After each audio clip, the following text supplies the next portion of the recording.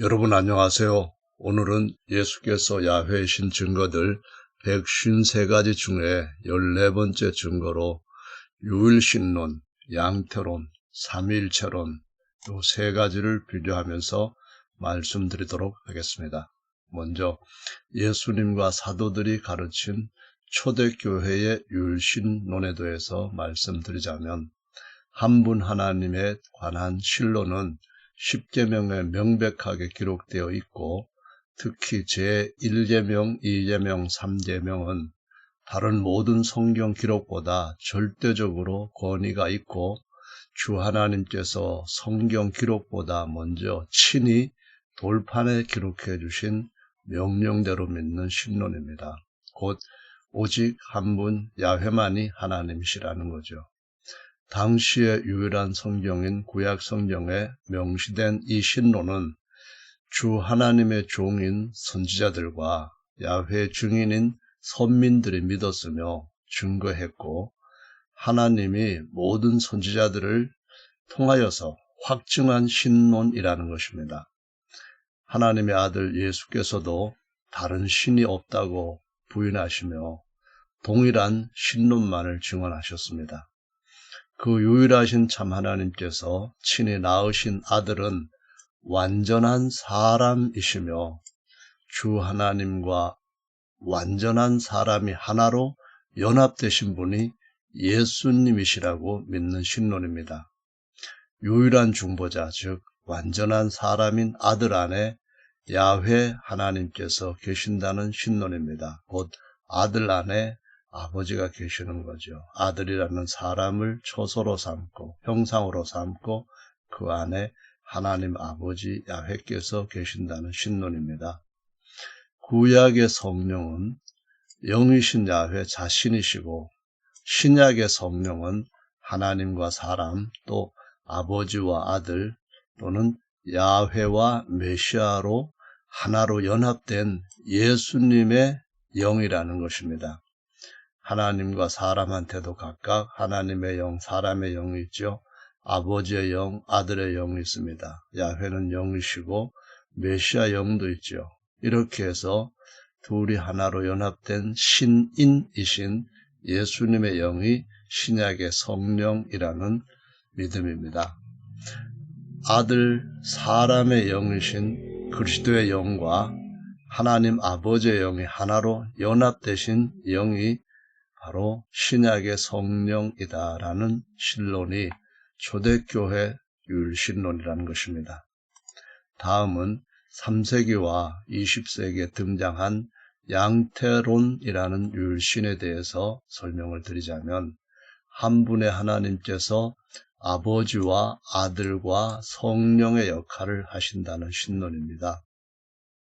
창조에는 아버지로, 후속에서는 아들로, 성화에 있어서는 성령으로 역사하신다고 주장을 하고 또 어떤 이들은 성부시대, 성자시대, 성령시대로 나누기도 하는 신론입니다.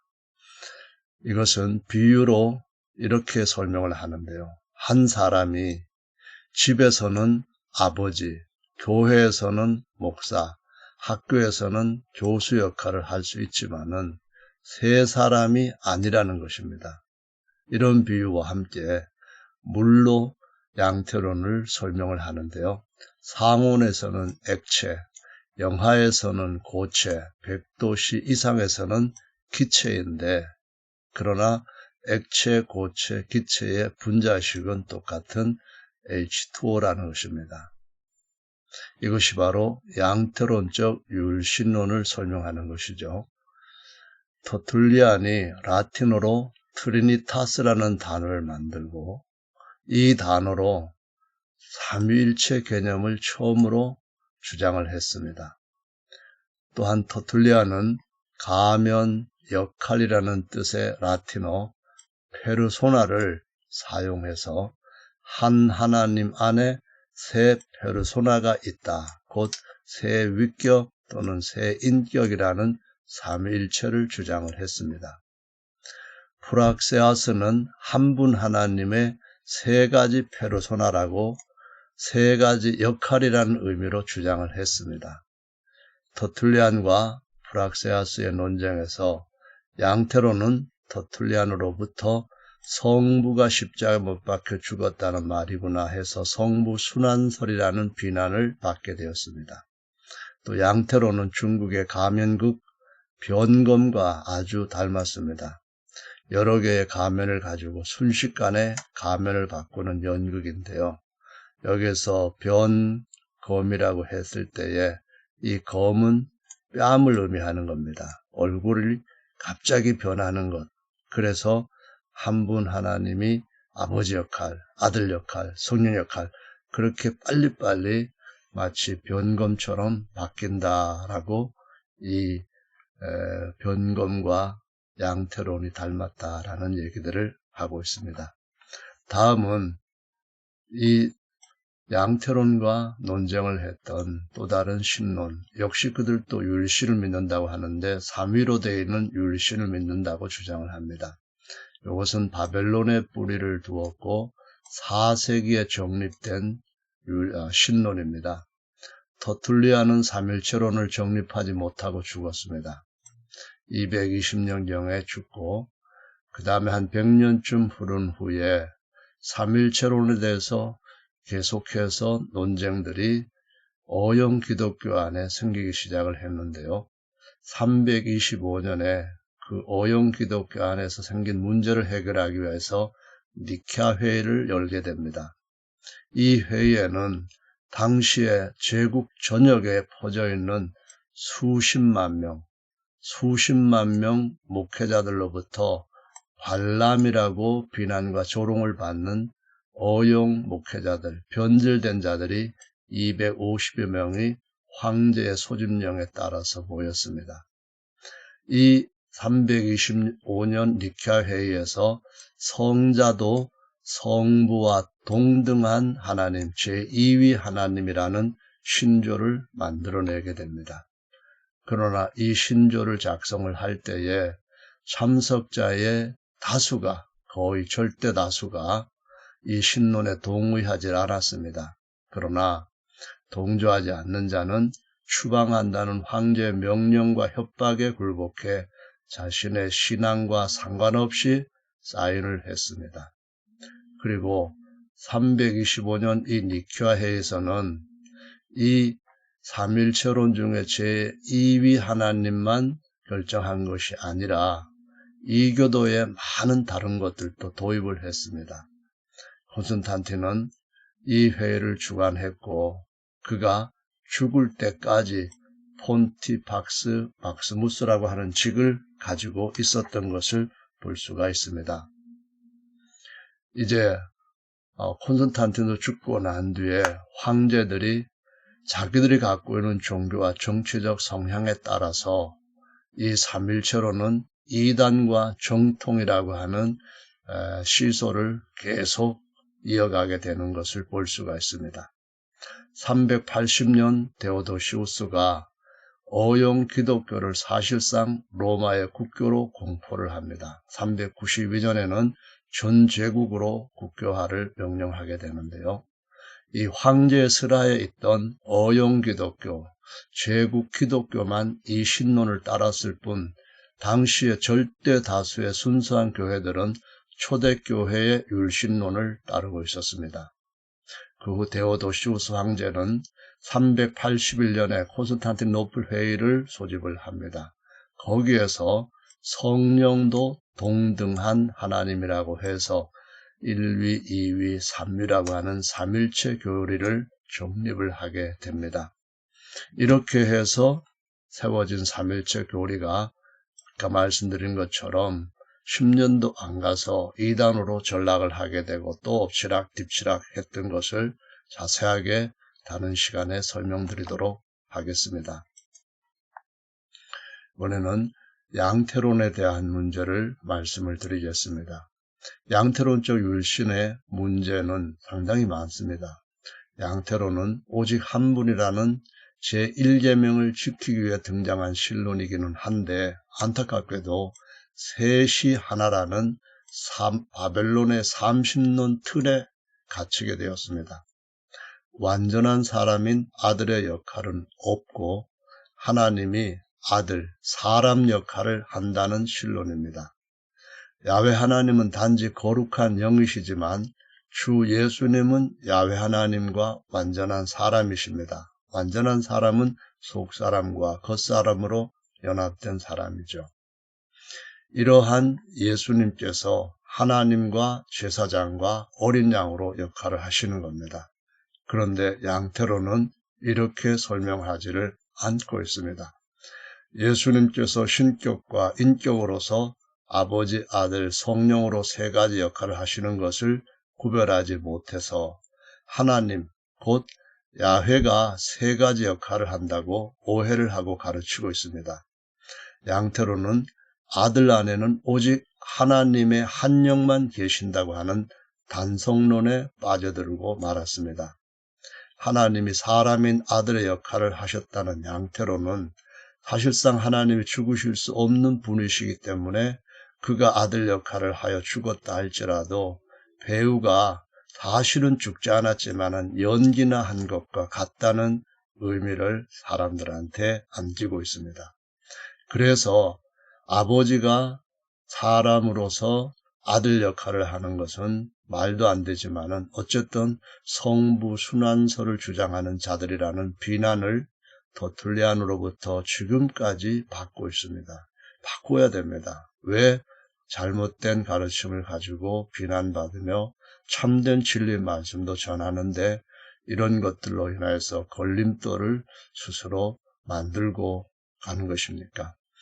대제사장인 아들은 영원하다고 성경에 기록되어 있는데 양태로는 아들 역할이 끝난다는 참 성경과 너무나 불일치한 주장을 함으로써 이러한 신론으로는 삼일체론을 이기기가 쉽지 않고 힘겹고 오류라는 비난도 피할 수가 없게 되는 것입니다. 단성론과 연관성을 가진 양태론의 문제점에 대해서 계속 살펴보시면은 단성론은 예수께 인성은 없고 신성만 있다고 주장하는 기독론으로 콘스탄티노플의 에우티케스가 대표적 인물이었습니다. 태어난 아들이 제2의 신이라고 하는 삼일체론도 사실상은 아들에 대한 인간의 속성, 인성에 대한 것들의 이해 부족으로 단성론이 모태가 되어서 나온 것입니다. 사람이신 아들의 역할을 하나님이 대신한다는 양태론도 속을 열어보면 단성론의 영향에서 벗어나지를 못했습니다.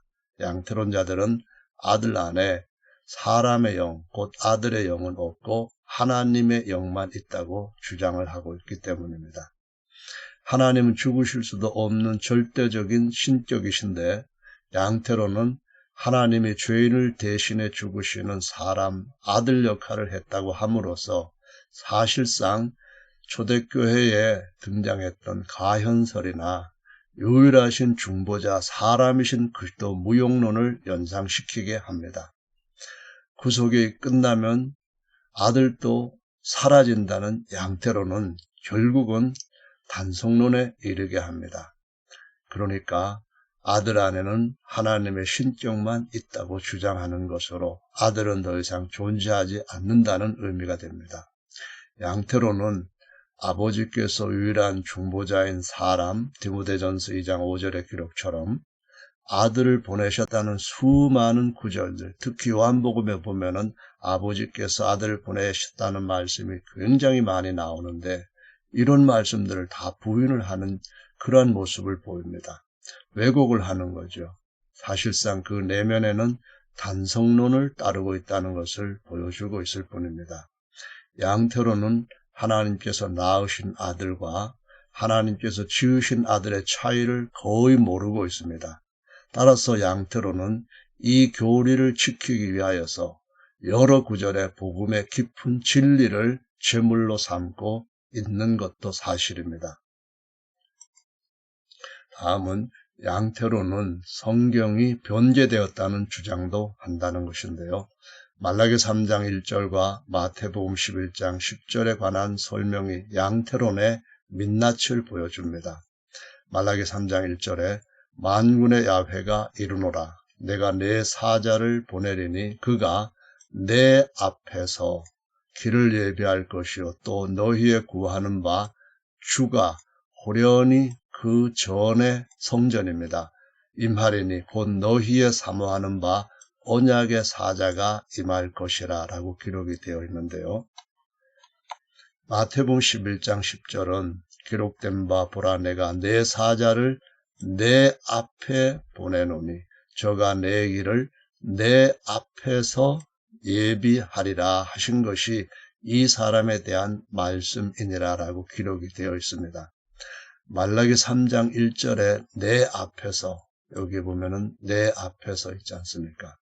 이것은 리프네라고 하는 히브리어를 번역한 것입니다. 마태복음은 본래 히브리어로 기록되었으나 후에 헬라어로 번역한 모든 사본들이 이 리프네를 다르게 이것을 인용해서 11장 10절에 기록을 했는데 전부 다 다르게 내 앞으로 변개했다고 주장을 하는 것입니다. 그래서 마태복음 11장 10절은 잘못됐다는 주장을 하는 거죠.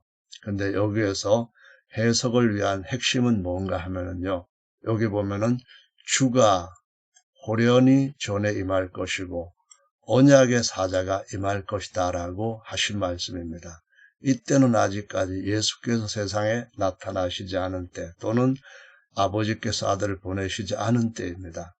그럼 여기에서 주, 이 아도나이라고 그 아도나이라고 또 그 언약의 사자라고 기록되어 있는 이 주님과 아도나이가 누구신지를 양태로는 사실 모르기 때문에 이와 같이 네라고 하는 것이 번역된 성경 증거다라고 잘못된 주장을 하고 있는 것이죠.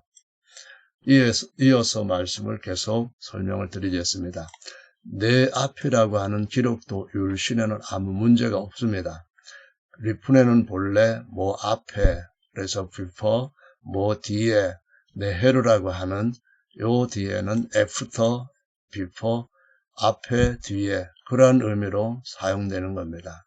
본래 여기에다가 내 앞에 다시 말하면 나의 앞에나 너의 앞에 내 앞에 이런 의미는 이것은 그냥 요 단어상만으로서는 구별하기가 쉽지 않습니다. 문맥을 보고 I 내 앞에로 쓰든가 아니면은 그냥 일반적으로 누구의 앞, 뭐의 앞에 이런 의미로서 사용이 되는 거죠.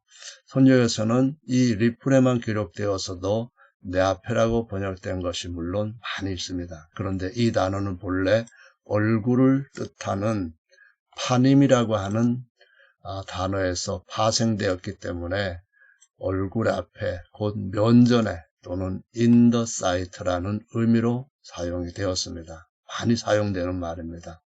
여기 보시면은 여기에 리프네 하 엘로힘이라고 하는 이런 문구가 있습니다. 이것이 바로 하나님 앞에 또는 다른 말로 하면은 하나님의 면전에 그런 의미입니다. 이때에는 앞뒤 전후 개념이 전혀 아니라고 하는 사실을 우리가 이해해야만 됩니다. 같은 그러한 의미로서 여기 또 리프네 야훼라고 하는 말이 있습니다. 이 말은 야훼 앞에 또는 야훼 면전에 라는 뜻인데요. 이러한 문구는 하나님은 무소부재하신 영이기 때문에 하나님의 앞에 하나님의 뒤에 이렇게 어떤 장소를 앞뒤로 구별할 수가 없다는 점을 이해를 못하거나 무시하는 것이죠. 너의 앞에 곧 내 앞에라고 구약성경의 히브리어 번역될 때는 레파네카입니다. 레파네카가 내 앞에란 뜻뿐만 아니라 하나님이여 당신 앞에서 당신의 면전에서 이런 의미로 사용할 때도 바로 레파네카라고 하는 단어를 쓰고 있습니다. 오늘날에는 go before me라고 할 때, 내 앞에 가라 할 때 이렇게 사용을 합니다. 랄르케트 레파나이 이 말은 여기에 완전히 나의 앞에라고 할 때 나의를 붙이기 위해 가지고 요두 단어를 또 하나 써서 확실하게 의미를 구별시키고 있습니다. 말라기 3장 1절에 기록한 리프네는 역시 하나님 또는 야훼 앞에 야훼 면전에 그런 뜻으로 이해하는 것이 가장 정상적인 이해가 됩니다. 물론 앞뒤라고 해도 이것이 틀린 말은 아닙니다. 다만 이걸 가지고 율신을 바꾸어 놓은 변제한 성경이다 하는 그런 주장이 의미가 없다는 것을 말씀드리기 위해서 지금 이와 같은 글들을 여러분한테 지금 소개하고 있는 것이죠. 하나님은 전후 앞뒤가 없는 분이십니다. 심려하니 앞에서 가고 야훼 하나님께서 그 뒤를 따라오셨다 그런 의미가 아니라는 것을 여러분들도 쉽게 동의하실 겁니다.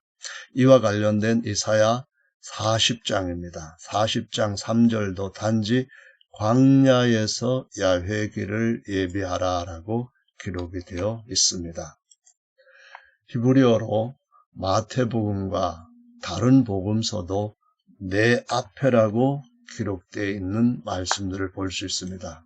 너의 앞에라는 뜻이요. 여기에 보시면은 이것은 정통 유대인의 히브리어 성경입니다. 거기다 보면은 이렇게 전부 다 내 앞에라고 레파네카라는 히브리어를 사용하고 있습니다. 히브리어로 번역된 성경 마태복음 10장 10절도 11장 10절도 사실은 내 앞에라고 기록이 되어 있습니다. 똑같은 이 단어를 사용을 했다는 것입니다. 그래서 이런 성경들을 전부 다 왜곡된 성경, 변제한 성경이라고 모으는 것이 문제라는 것입니다. 다른 복음서에서도 동일한 내용을 내 앞에라고 기록을 하고 있습니다.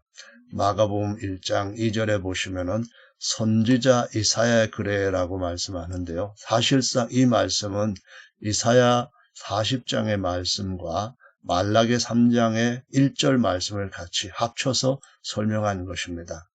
그래서 여기에 내 앞에 사자를 보내노니 저가 내 길을 예비하리라 그렇게 했는데요. 원문에는 내 앞에 이 말이 얼굴 앞에 그 말입니다. 얼굴 앞에 그 말은 면전에 이런 뜻이죠. 누가복음 7장 27절에서 보면은 내 앞에 했을 때 역시 프로소폰 얼굴 앞에 그런 말입니다. 내 면전에 그 말씀이죠. 그래서 내 앞에서 그럼 내 앞에서 내 길을 예비할 것이다 할 때 바로 침례요한에 대한 말씀이라는 것이다 라고 기록을 하고 있는 겁니다. 요한복음에도 선지자 이사야의 글을 같은 내용을 설명할 때 또는 같은 내용을 진술할 때 사용하고 있습니다. 그럼 거기에 보시면은 주의 길을 곧게 하라고 광야에서 외치는 자의 소리다 했는데 이 주님이 누굽니까? 요한복음 1장에서도 분명하게 예수님을 가리키는 것입니다. 말라기 3장 1절에서도 그 아도나이 하면서 또 한번 언약의 사자라고 하는 말씀을 하고 있습니다. 그렇다면 이것은 무엇을 의미하는 것일까요? 예수님이야말로 야훼 하나님이시면서 메시아라고 하는 사실입니다. 그러므로 예수님의 길을 예비한다는 것은 메시아의 길을 예비한다는 것과 같을 뿐만 아니라 더 이사야의 말씀으로 풀어서 말할 때는 야훼의 길을 앞에서 예비한다는 의미가 되는 것입니다. 헬라어 마태복음의 증가는 유일하신 하나님에 관한 것을 보시면 더욱더 분명해집니다. 마태복음 1장 21절에 아들을 낳으리니 이름을 예수라 하라. 이는 자기 백성을 저희 죄에서 구원할 자이심이라 라고 말씀합니다. 이 말씀은 새 언약의 사자라고 하는 말과 같은 것이고요. 이 예수라고 하는 이름은 야훼의 구원이라는 뜻입니다. 곧 야훼 더하기 예수와 이런 의미로 헬라어로는 예수스라고 하는 성함을 우리말로는 예수라고 표기를 한 것이죠. 23절에 보시면은 처녀가 잉태하여 아들을 낳을 것이라고 말씀합니다. 똑같은 아들에 대한 얘기인데 그 아들의 칭호 이것은 직함이라고 할 수 있는데요. 임마누엘이라고 합니다. 임마누엘은 번역이 나와 있습니다. 하나님 곧 이사야 성경에서는 야훼 외에 다른 주가 없다, 다른 하나님이 없다는 빽빽한 선언을 볼 수가 있습니다. 그래서 여기에 엘은 누군가 하면은 야훼 하나님이 틀림없습니다. 이분밖에 없습니다. 임마누엘은 번역하면 하나님이 우리와 함께 계시다라는 뜻이라고 성경은 풀어놓고 있습니다. 주 야훼 하나님께서 마리아에게서 태어나신 것이 아니잖아요. 마리아가 낳은 아들은 하나님이 아닌 인자, 사람의 아들입니다. 하나님의 아들은 그 안에 야훼 주 하나님 아버지가 계시는 사람입니다. 그 신격을 따라 선민을 자기 백성이라고 부르시는 겁니다. 그 신격 입장에서는 이스라엘 백성들이 섬 삼으신 야훼 하나님이라는 그런 의미입니다. 임마누엘이라고 하는 칭호를 가진 분은 의심 없이 예수님이잖아요. 그럼 예수님의 길을 예비한다는 것은 누구의 길을 예비하는 것입니까? 야훼 길을 예비하는 겁니다. 아도나이의 길을 예비할 뿐만 아니라 아도나이는 어디에나 다 계시는 분이기 때문에 그분이 보이시도록 그 형상으로 나타내시는 분이 바로 하나님의 형상인 아들입니다. 그래서 아들을 영접하는 것, 아들 앞에서 길을 예비하는 것, 그것은 그의 안에 계시는 아버지의 길을 예비하는 것, 곧 야훼 길을 예비하는 것이라는 말씀이죠. 예수께서 육체의 장막을 입으시고 육체의 장막들은 사람 중에 임하신 엘로힘이라는 증언이 요한복음 1장 14절입니다. 말씀이 육신이 되어 우리 가운데 장막을 치심에라는 의미입니다. 우리말로는 우리 가운데 거하심에라고 번역을 했죠. 예수님의 신격은 야훼 엘로힘이십니다. 아무도 보지 못했고 볼 수도 없는 분이 하나님이십니다. 공간 안팎에 충만하시기 때문에 존재하시는 분으로서 앞뒤에 하나님이 안 계신다? 이런 표현은 없습니다. 하나님은 어디에나 다 계시는 분인데 그런 분의 초림이란 말이 무슨 의미겠습니까? 어디에나 다 계시는 분이 어디에 오시고 어디에 임재하시고 안 하시고가 있겠습니까? 이것은 그분이 아들이자 그분의 형상 안에서 자신이 계신 것을 나타내실 때, 역사하시는 것을 나타내실 때 그래서 오셨다는 의미로 초림이라고 하는 말을 쓰고 있는 것이고요. 그의 초림을 준비한 것은 예수님의 오심을 준비한 것과 같다라는 말씀입니다. 이사야가 메시아를 예언한 말씀들을 주목해 봅시다. 이사야 6장 1절에 우시아 왕의 죽던 해에 내가 본즉 주께서 높이 들린 보좌에 앉으셨는데 그 옷자락은 성전에 가득하였다. 이 주가 누굴까요? 이사야 7장 14절에 그러므로 주께서 친히 징조로 너희에게 주실 것이라. 보라 처녀가 잉태하여 아들을 낳을 것이요 그 이름을 임마누엘이라 하리라. 함께 하시는 엘로힘 누굴까요? 이 두 구절의 줄은 히브리어로 아도나이고 야훼를 아도나이로 불러왔던 것을 아시는 분들은 아십니다. 이사야 9장 6절이 이어지는데요. 한 아기가 우리에게 낳고 한 아들을 우리에게 주신 바 되었는데 곧 완전하신 예수님, 사람으로서 완전하신 예수님의 겉사람과 속사람에 대한 말씀을 이렇게 표현하고 있습니다. 그 어깨는 정사를 메었고 그 이름은 기묘자라, 모사라, 그리고 전능하신 하나님이라고 말씀합니다. 아기가 전능하신 하나님이 아니거든요. 그러나 아기 안에 전능하신 하나님이 계시니까 아기에게 경배하는 것이 아니라 하나님께 경배하는 것입니다. 영존하시는 아버지, 아들은 아버지다. 그 말이 전혀 아닙니다. 아버지와 아들이 하나가 되셨고 또 아버지는 신격이고 아들은 인격이고 아들 안에 아버지가 계시고 아버지로서는 예수님은 바로 도마가 고백했던 나의 주시며 나의 하나님이십니다 라고 했던 그 제1제명의 하나님이시라는 것입니다. 이 말씀은 명백히 야훼와 완전한 사람이신 예수 그리스도에 대하여서 예언한 말씀입니다. 야훼는 하나님과 사람이 아니시지만 예수님은 아버지와 아들, 하나님과 사람이라고 하는 이 중요한 진리를 깨닫는 것이 무엇보다도 중요하다라고 말씀을 드리고 있는 것입니다. 예수님이 주 야훼이시며 아들은 그분의 형상이라고 하는 말씀을 계속 이어서 살펴보겠습니다. 누가복음 1장 15절에 이는 저가 주 앞에 큰 자가 되며 말라기 3장 1절에 주님과 그리고 새 언약의 사자 예수님에 대한 얘기입니다. 주 곧 저희 하나님 예수님의 신격에 대해서 하시는 말씀입니다. 예수님의 신격은 지으신 공간 안 어디에나 밖 어디에나 언제나 항상 계시는 분입니다. 그래서 그분이 오고 가고 안 오고 가셔서 여기는 안 계시고 그런 의미가 전혀 없습니다.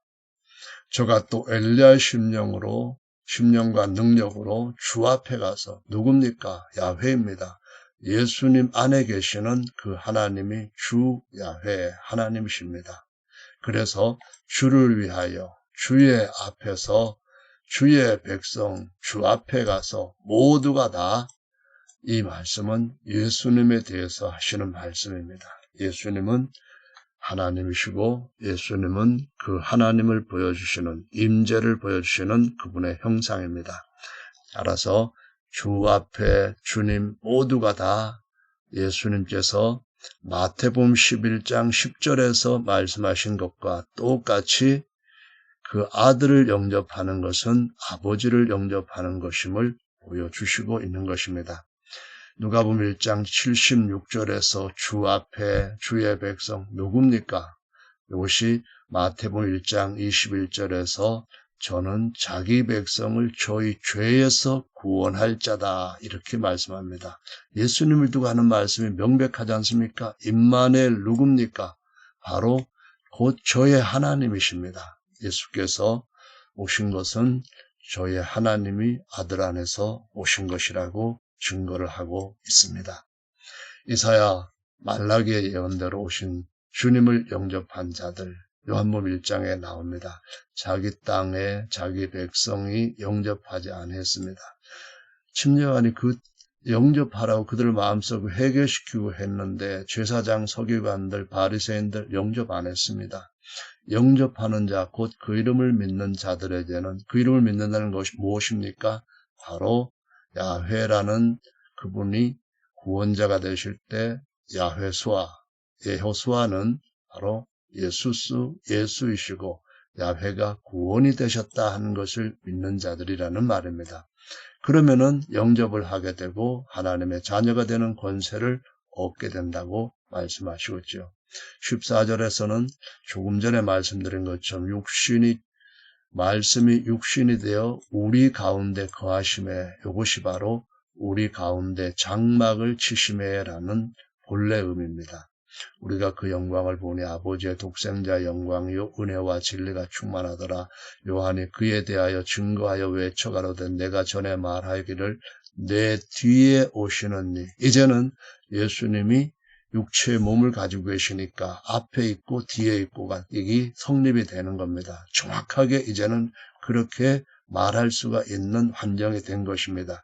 오시는 이가 나보다 앞선 것은 나보다 먼저 계심이라 한 것이 이 사람 누굽니까? 예수님에 대한 것입니다. 침례요한이 누구의 길을 예비했습니까?